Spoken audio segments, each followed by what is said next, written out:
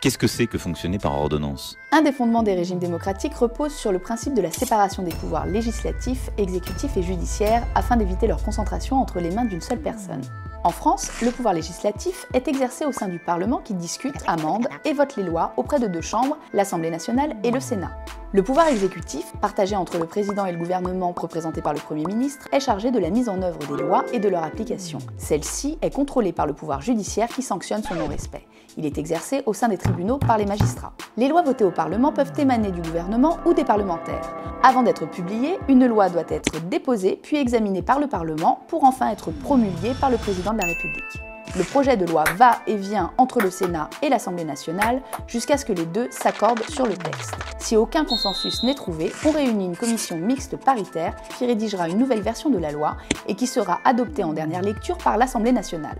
Cependant, l'article 38 de la Constitution permet d'éviter au gouvernement de se soumettre à ce processus en faisant passer ses réformes par ordonnance. Il demande ainsi au Parlement de lui déléguer son pouvoir pour mettre en œuvre son programme. Pour cela, il doit faire voter par le Parlement une loi d'habilitation qui devra préciser les domaines sur lesquels porteront l'ordonnance ainsi que la durée pendant laquelle le gouvernement est autorisé à y recourir.